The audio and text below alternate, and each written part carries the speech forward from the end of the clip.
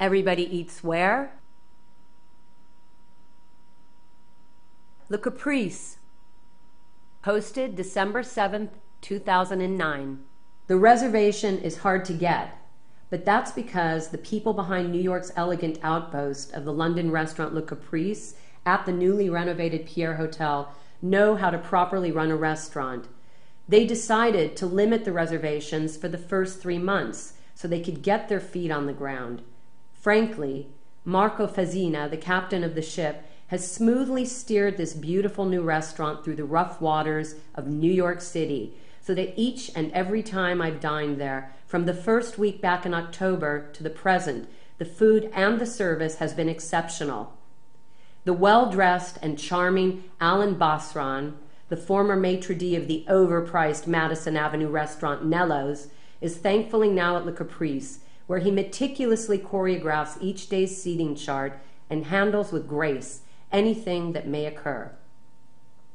The debonair Richard Caring, who along with Le Caprice owns some of London's best, including the Ivy, Annabelle's, Cicconi's, and the Soho House. Cicconi's, coincidentally, opened a branch in the former home of my brother's restaurant, Morton's, in Los Angeles. It's apparent that Caring has a true passion for the world of restaurants.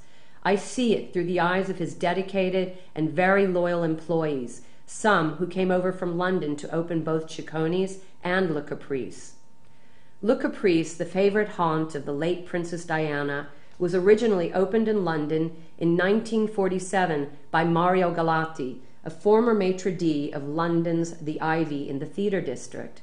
It went through many changes, but the contemporary black and white decor, David Bailey photographs, and long bar remain. The New York restaurant was designed with flair by the talented Martin Bruniski. Among his other accomplishments in the restaurant world are Scott's, Jay Shiki, Oyster Bar, and the Club at the Ivy.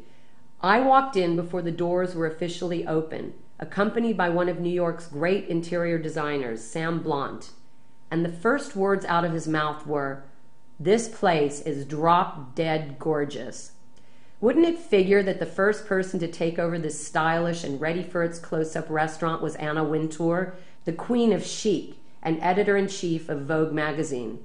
Following in her footsteps through the revolving doors, Brits Alan Cummings and Sienna Miller, Jennifer Lopez, fashion designer Oscar de la Renta, and many other bold-faced names. The restaurant is open 7 days a week for breakfast, lunch, dinner, and brunch on Sunday, where you will find roast rib of beef and Yorkshire pudding on the menu. I haven't yet tried breakfast because, frankly, I'm not an early morning person, although I am tempted to roll out of bed or at least stay out all night to come in and try the Le Caprice breakfast, which is a traditional English breakfast plate of eggs any style, served with pork sausage, bacon, black pudding, grilled tomato, and portobello mushrooms. The menu for lunch and dinner is similar to the original in London, with some additions and a few subtractions. The aromatic Thai baked sea bass with fragrant basmati rice made the trip overseas, as did the salmon fish cake with buttered spinach and sorrel sauce, and those fish and chips, the latter being a favorite of mine as well as my friends. It's light, crunchy, and served with English minted pea puree and a tartar sauce made for French fried dipping. On the dessert menu, the Scandinavian iced berries with hot white chocolate are a popular item in London, and they relocated for its American audience. Some of my other favorites are the tomato and basil galette with buffalo mozzarella, the lobster, avocado, and baby gem salad, and the wild mushroom risotto, which they've managed to perfectly cook every time I tried it. Oh, and the grilled veal chop with sautéed chanterelles and cipollini onions ain't bad either. All the desserts are worth trying, but don't miss the berries, and seasonally, the Bramley apple pie. Bravo to Chef Michael Hartnell. The wine list has some terrific French Burgundies, and I was surprised to find some hard-to-get California wines, like the Peter Michael Winery's Belle Côte Chardonnay.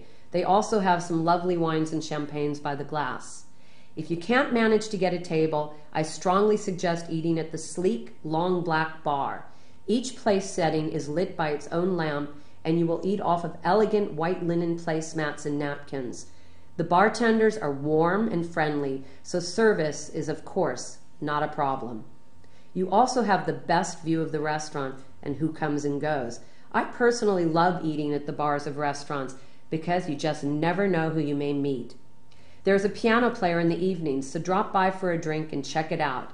Le Caprice is located at the Pierre Hotel, 795 Fifth Avenue. 212-940-8195 is their phone number.